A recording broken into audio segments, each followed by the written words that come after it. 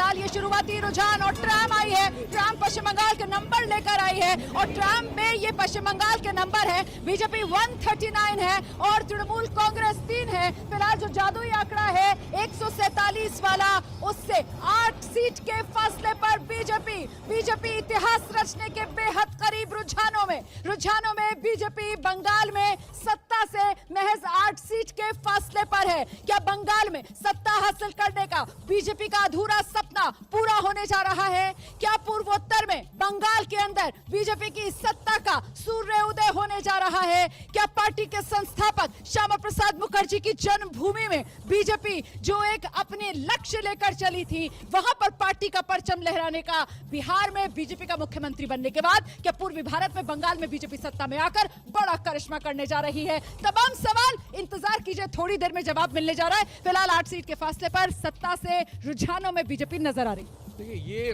फासला भी बहुत जल्द पूरा हो जाएगा और मैंने आपसे शुरू में कहा था कि इस बार रोटी पलटेगी और रोटी पलटती हुई दिख रही है। लोगों ने मन बना लिया था कि इस बार लॉन्ग, जो इतना लंबा उन्होंने शासन दिया तृणमूल कांग्रेस को, लेफ्ट को, और जिस तरह से मैं बार बार कह रहा हूं कि वहां पर गुंडाई करना, लोग त्रस्त हो गए थे, एंटी इनकम्बेंस। लेकिन ये विपक्ष के राज्यों में ही रोटी पलटती हुई नजर आ रही है। असम के अंदर तो रोटी नहीं पलटी जा रही है। असम में तो 2016 से बीजेपी जीत रही है और इस बार भी हैट्रिक लगाती हुई बीजेपी।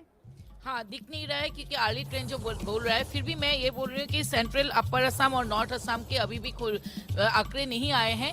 उस पे जो किंग मेकर होते हैं, तो देखते हैं क्या होता है। ये बहुत अर्ली ट्रेंड होगा, लेकिन 11:30 बजे तक हमको पूरा क्लियर पिक्चर मिल सकते हैं। नहीं, क्लियर पिक्चर तो अभी से मिल रही है ना। असम देख लीजिए आप, असम में किस तरीके से बीजेपी गठबंधन जो है वो बहुमत का आंकड़ा पार कर चुका है। सत्ता परिवर्तन, सत्ता में आप देखिए कैसे केरल के अंदर कांग्रेस आ रही है। सत्ता परिवर्तन केरल में, सत्ता परिवर्तन रुझानों में बंगाल में बीजेपी आती हुई नजर आ रही है। सत्ता परिवर्तन तमिलनाडु में भी हो रहा है। तमिलनाडु के अंदर डीएमके, एआईएडीएमके दोनों गठबंधन पछाड़ते हुए विजय की जो टीवीके है वो तमिलनाडु के अंदर सत्ता में आती हुई नजर आ रही है। यहां पर भी सत्ता परिवर्तन हो रहा है। लेकिन जो बात मैं पहले कह रही थी कि साहब एनडीए के जो राज्य है, असम हो गया, पुडुचेरी हो गया, वहां सत्ता परिवर्तन नहीं हो रहा है। वहां सत्ता की रोटी अलट पलट नहीं रही है। वहां तीसरी बार असम के अंदर हेमंत बिस्व शर्मा बीजेपी का कमल खिला रहे हैं। पुडुचेरी में एक बार फिर से एनडीए की सरकार बनती हुई नजर आ रही है। लेकिन बड़ा उलटफेर पश्चिम बंगाल में, बीजेपी 139, टीएमसी 103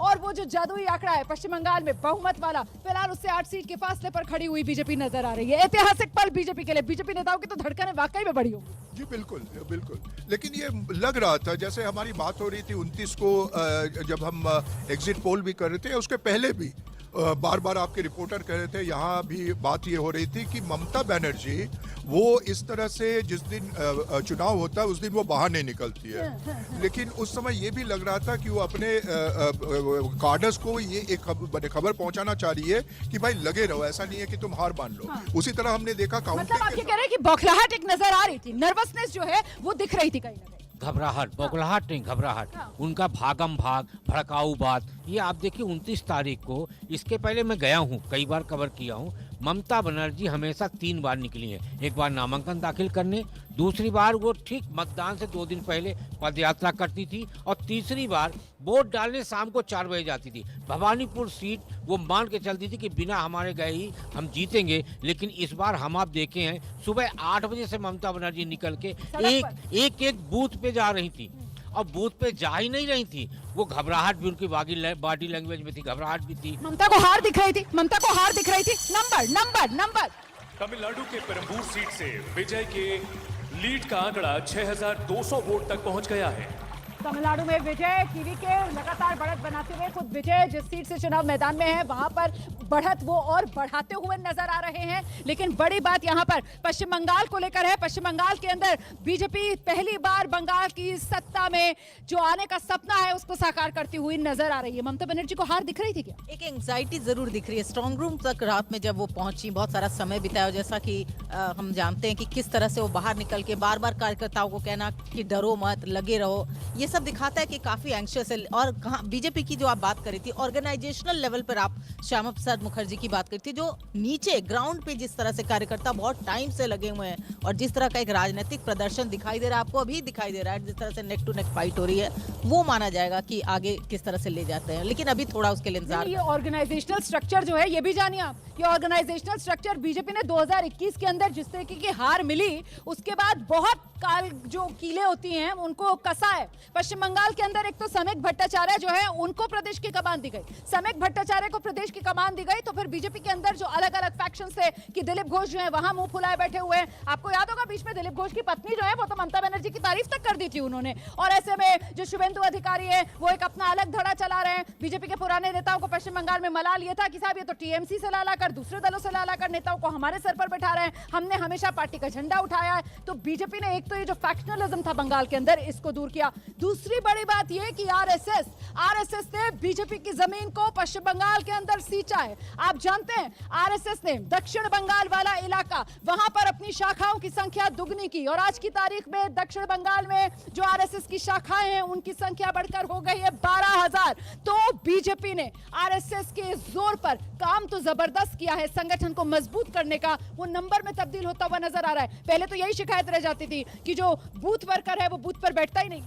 बिल्कुल रोमाना जी, आपने कुछ ऐसी एग्जांपल्स दिए, जैसे पहले अगर हम देखें तो एक बहुत बड़े नेता है भारतीय जनता पार्टी के, उन्होंने एक बात कही थी 2020-21 में कि हमारे यहाँ 5 अगर नेता है बंगाल में भारतीय जनता पार्टी के, वो तो 5 दिशा में वो दौड़ रहे हैं, उनको बीच में ला नहीं पा रहे हैं। लेकिन आज के दिन में हम ये देख रहे हैं, आपने एक बहुत अच्छा उदाहरण दी दिलीप घोष का।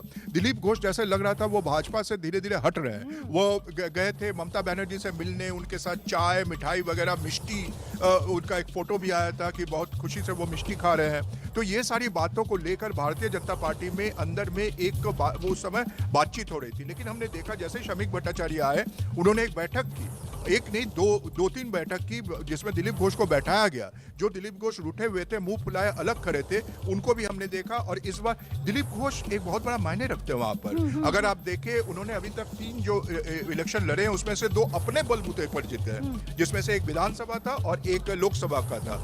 तो इसीलिए ये सारी चीजों के लिए शमीक भट्टाचार्य का आना, मुझे जहां तक लग रहा है कि ये थोड़ा बहुत कमल खिलाने। नंबर बदल गया है, नंबर बदल गया है। टीएमसी तो 100 से नीचे आ गई है, टीएमसी 99 पर आ गई है और बीजेपी 142 पर है। मतलब बीजेपी सिर्फ बहुमत के आंकड़े से 5 दूर है, 5 सीटों के फासले पर है। और तृणमूल कांग्रेस जो है 100 से नीचे आते हुए 99 पर बीजेपी तृणमूल कांग्रेस आ गई है। 99 के फेर में यहाँ पर तृणमूल कांग्रेस फिलहाल नंबर में फंसती हुई नजर आ रही है। मेगा, हाँ, अब ये थोड़ा क्लियर हो रहा है क्योंकि डिफरेंस अब बहुत ज्यादा हो गया है रोमाना।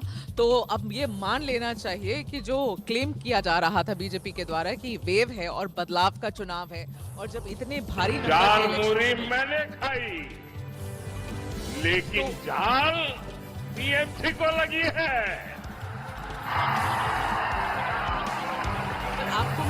आपको मैं एक बहुत इंटरेस्ट जी आपको बड़ी इंटरेस्टिंग सी बात बताती हूँ रोमाना। देखिए, पिछली बार जो नंबर ऑफ वोट्स थे ना, वो नंबर ऑफ वोट्स इस बार 6.81 करोड़ हैं। पिछली एक मिनट इस पर वोट पर बात करेंगे, महत्वपूर्ण बात आप बता रही हैं। लेकिन देखिए बीजेपी के